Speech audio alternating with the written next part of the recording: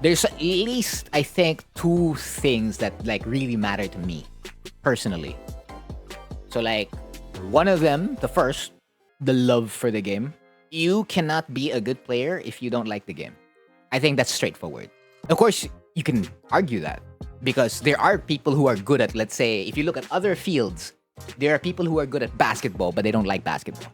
They do it because, yeah, you know, it's their livelihood. Some players in the NBA have attested to that. Like, some of these people don't love the game like that. Like, they're here just because of the money. I mean, understandable. So that could be the same thing in like fighting games. They don't necessarily love it, but they're good at it. But I think love or like liking the game as a foundation is a good core to have instead of like looking at like competition or like another external factor. Most especially since we're not the NBA. Fighting games don't make that kind of money to like make it like a legitimate like full livelihood, right? Because if it could, then yeah, then it's gonna be like a viable route to take for a player. But for the most part, it's usually a lot of pride. It usually do be a lot of pride in like that competitiveness. And of course, just liking fighting games. So it's like those three things. So what's your core foundation when you're like playing? Whether that be as a casual or a competitive player. Yeah, to me, you gotta like it. Because the moment you're not liking it, you're gonna have a lot of character crises, or like even player crises. You're like, man, I don't really want to play the game. You can start to link your self-worth a lot to, what do you call this? Results. And I am guilty of that. I have kind of like connected myself with the results a good number of times. That's one. I think having love or like liking the game is a good foundation to have.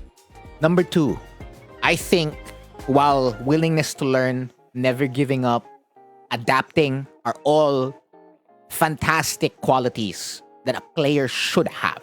The second one for me is consistency. But why consistency? This has a huge asterisk because this is conditional on other qualities / traits that you have as a player. So you're consistent, right? But if you're consistently bad, if you're consistently salty, if you're consistently disliking the game, then what does that mean for like your overall projection, right? So your line graph is gonna look like that. It's gonna be a downward scale. You are not gonna get anywhere because the other stuff you've built around it are only gonna bring you to ruin. But if you are consistently, let's say you got foundation, right? You got love for the game. You're going to be consistently going up. Now, of course, not necessarily like, yeah, super up, right? It's probably going to be like a slow climb, right?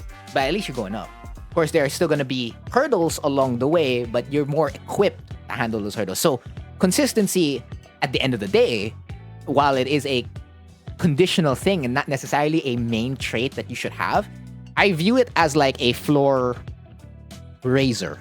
So there's this term called floor raising and ceiling raiser. Or like there's floor.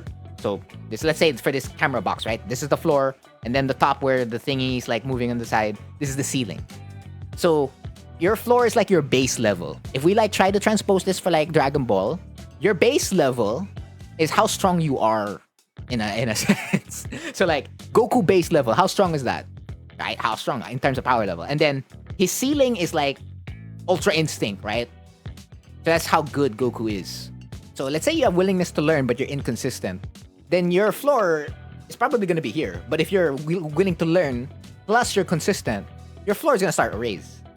So like your overall level is going to be higher in that sense. It will not, this is not a ceiling raiser. Ceiling raisers are things like never give up. Never give up is completely different from consistency, by the way. So this can go outside of the box, like if you never give up.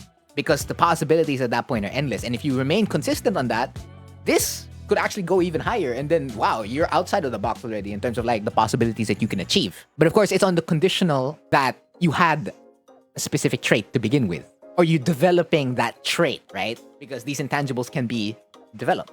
And the other thing, consistency, people think about consistency in the sense that I always have to be doing this thing, right? So let's say willingness to learn. That means I have to be willing to learn something new every day. And I have to learn like one thing. Yes and no.